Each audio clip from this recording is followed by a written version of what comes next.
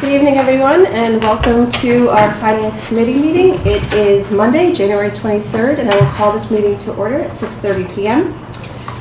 For our item A, please note that the minutes that we will be voting on accepting are actually dated from our meeting December 19th, not November 28th, and I will accept a motion.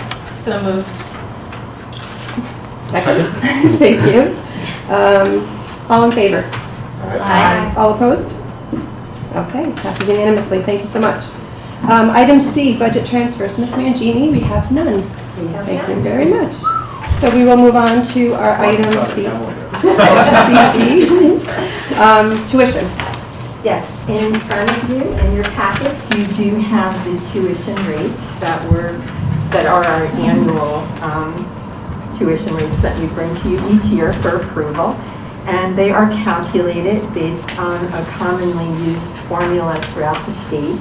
And it's based on the EFS report, which is why this doesn't get to you until January.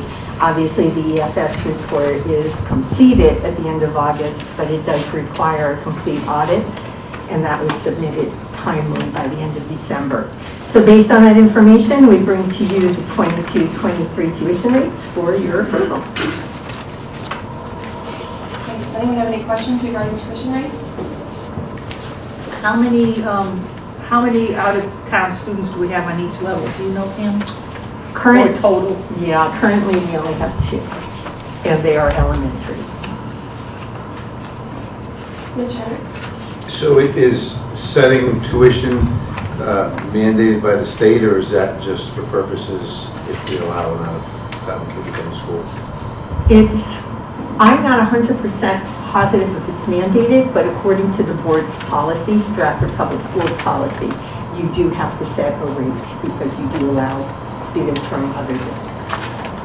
And those students need to be approved of, is it by the superintendent or is it by the board? By the superintendent. Does anyone else have any other questions?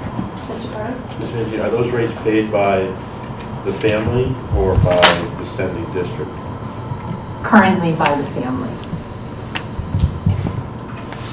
And just one quick question. The first column, average daily membership 2122, what does that number represent? That is the state's enrollment number. It's based on exactly what it says, the average daily membership throughout the school year.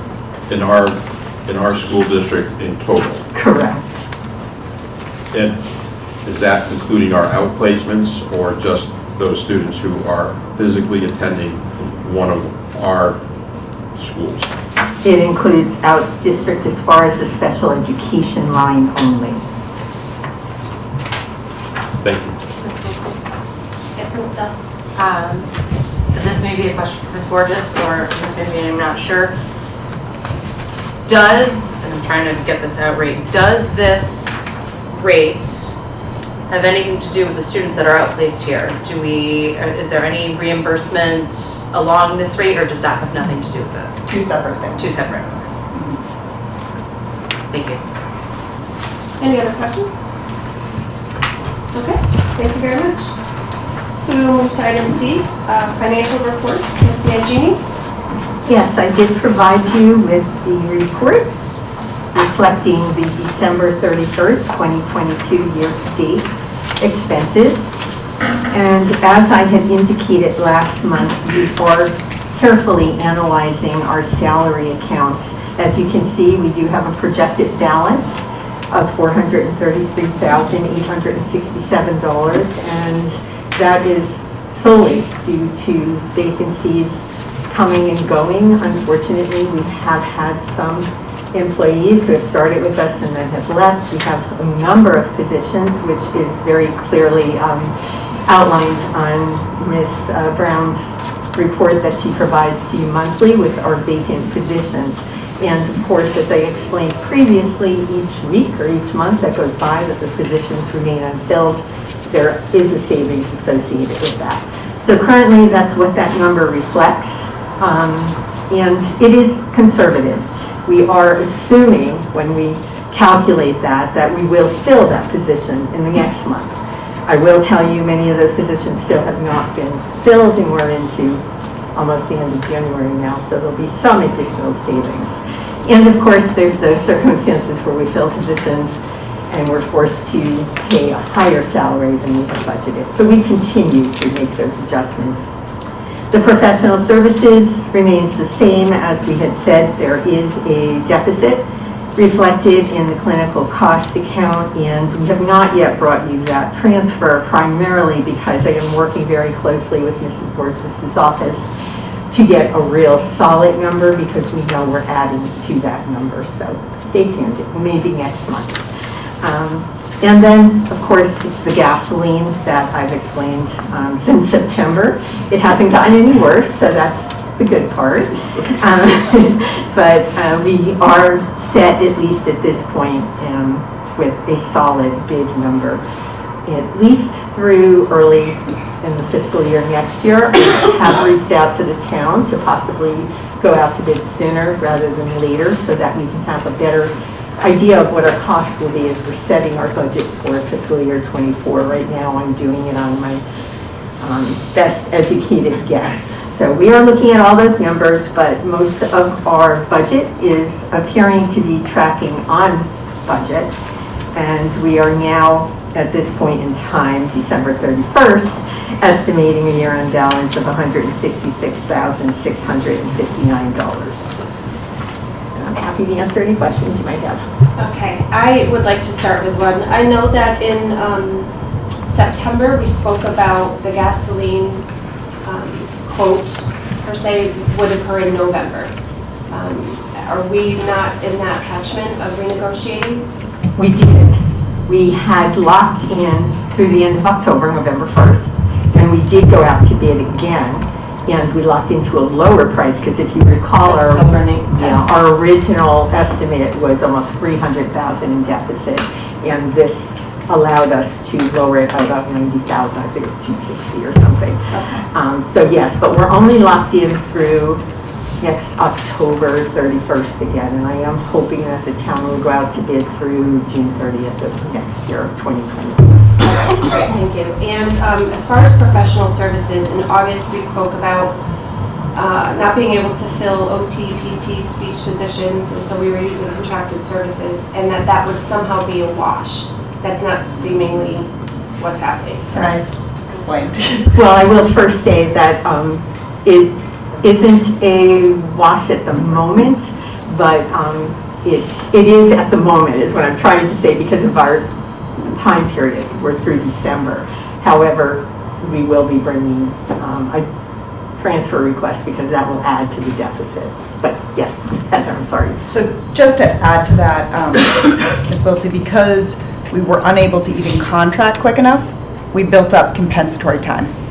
Okay, so not only did we need to finally find somebody to fill those contracted positions, but all of that time we missed without SLPs, OTs, or a special education teacher added up, and we need to be able to have now time on top of that, which is why there'll be an additional deficit, not just from the person, the contract costing us a little more than a hired person would, but also the contract plus the additional services that added up, because it took us so long to even find a contract. SLPs and OTs in particular were a real area of shortage. And then there were other hands. I know that many of us with our residential electric bills have seen a jump in the past month. Delightful. Are we going to be experiencing a similar jump in our electric costs? We more than likely will not see that kind of an increase as households are experiencing, because we are locked into the generation fee. However, we are watching our natural gas very closely, because I talked with the town, and I've also talked to my colleagues throughout the state, and it's not very easy to lock into a natural gas contract that necessarily is going to protect us the way we're looking to be protected. So electricity, I think, will be okay. We have, that is good through November as well as 2023, and the natural gas, stay tuned. We're watching it carefully. Ms. Jen? So in reference to electric, so I know we've been putting a lot of solar panels on schools. Has that created some savings for us? I know you mentioned generation rate. Is that? Yeah, quite frankly, it's interesting you bring that up because I've struggled a little bit with truly capturing the savings, and we've been directed where to look on the invoices from the electric company. And this isn't the first district that I'm not truly seeing the savings as they were projected. But I will tell you my intent, it's on one of my little Post-its on my desk, is to reach out to Mr. Klee, who has worked with the town very closely in guiding us on potential savings. So I am hoping that he has the time to spend with us as administrators to understand what those savings should be. Because don't forget, when I arrived here, we had already had a couple of those solar panel projects completed. But since I've been here, we're in the process of completing some and some more to come. So I really want to get a handle on that. And I think I shared last year during the budget process that I was prepared to reduce our budget in the area of electricity, and quite frankly was guided by the town to be careful because they weren't seeing the savings that they had hoped. There is savings. I don't mean to imply there aren't. It's just getting a real handle on what those savings are. And now, of course, for next year, since our bid ends in November of 2023, I'm even more apprehensive about taking any savings I don't truly understand. So I am doing my due diligence to try to get to the bottom of it. I was just gonna, I think people, residential homeowners are finding that problem too, so. Definitely. Okay, were there any other questions for Ms. Mangini? Yeah, just quick, I know at our last meeting and the meeting before that, there was a lot of talk when we were talking like the insurance and our portion of the town. And I had asked if we had received any sort of breakdown as to the building allocations for this insurance. Have we received that yet? Yeah, I actually shared that with the board before the holidays. It did go out, I actually have it here, but more importantly, I will say that... Oh, you know what, I recall now, yes. Okay. I do think based on the information we received that the town's assessment is accurate, nevertheless, it's going to have a financial impact on us. On the tuition, is that something we need to vote on, or is it At just? the board meeting, Okay. yeah. Okay, no other questions? Thank you. And next we have grants update, Dr. Clemmie. Good evening. This should be quick because this is the downtime for the state and everybody else. So we had one new grant come in December. That is the Parents Trust Fund grant that funds 3/4 of our Parent C program to teach parents how to be more effective advocating in the district. And since this report was distributed, I did finally make contact with the new Title IV coordinator at the state, and we are through 2 of the 3 approval steps. So the plan's been approved, management at the state has approved it. All we have to do is get fiscal to enter the budget into the state system at this point. So those are the 2 updates I have, and I'll see if anybody has questions. Mrs. Patel? Any updates on the HVAC grant? Not a thing. In fact, they haven't updated their website since mid-October. Phenomenal. We heard all about that last I know. I was hoping maybe in a couple of days we'd see something. So they told us when we turned it in, we'd hear by the end of January, but we haven't heard not a peep yet, so. Well, they say the end, they Couple mean days. Anybody in the office, or do you have to call them at home? They actually did have. Most state employees are working from home still, I Yes, they believe. are. So, no, I don't know that anybody's answering, and they didn't answer the 2 email questions we sent during the application process either. So, Shocking. Okay, are there any other questions regarding grants? Thank you, Dr. Clemmie. Next, we have special education. Yes, Ms. Borges. Just to give you guys an update again, I try to get it for you when I send this, but the number changes so frequently, so I do have an update on the total number of students we're servicing. It's 1,243. So last month when I reported to you, it was 1,226. So you can see, again, remember I told you from January, from the end of December to like the first couple weeks in February is usually when we see our spike. I do think, we're doing a wonderful job in Stratford at meeting these students' needs. Our out-of-district placements have only gone up to 92, so that's only up 2, whereas in the past 3 years, we've seen an increase of between 5 and 8 during this time. So I do think Stratford is doing a wonderful job of servicing our students. As Ms. Mangini mentioned, we are in a deficit in this account. Keep in mind, this deficit is stemming from we were lacking many SLPs, but 2 of them were long-term, took forever for us to fill. We had 2 OT positions that took a very long time for us to find a contracted person in order for them to fill, and a special education teaching position where we had filled it and then the person left almost immediately, and it's been a big gap. So when you think about the amount of students that each of our people provide services to, speech and language pathologists can be providing services to 40-plus hours of students. If they're missing for multiple weeks, those hours add up. Our kids need those services, and that's where the second set of deficit, when we ask for another transfer, is going to come. Okay? We were able to find contracted services for all these positions, so that's exciting. It's a great way to start January. We're hoping these people who have started with us in the contractor positions stay and finish the year strong with us, and that we are able to get our students where we need to be so we have less hours to make up in the summer. Any questions for Ms. Rogers? Okay? Okay, thank you. Thanks. And next, we have Ms. Mangini back for food services report. The food services report, again, they're usually 2 months behind because of the timing of when we receive our information. And the November report is pending some state reimbursements. So as you can see, we have state reimbursements owed to us through November of about $1.5 million, roughly. So we are really in good shape as of November 30th. We are carefully watching participation rates now that we are back to students having to pay for lunches. I will tell you, we have been inundated with free and reduced applications, which is wonderful to see. And we are doing our best to be prompt about processing those. And we have also, I believe I reported this at the last meeting, we cannot, per USDA and state regs, keep more than 3 months of operating expenses in our school lunch fund. So we had to come up with a plan on how to spend down any excess. And obviously, we have not purchased equipment for our food service program in a very long time here. So excitedly, we are purchasing some new equipment, and we're prioritizing need.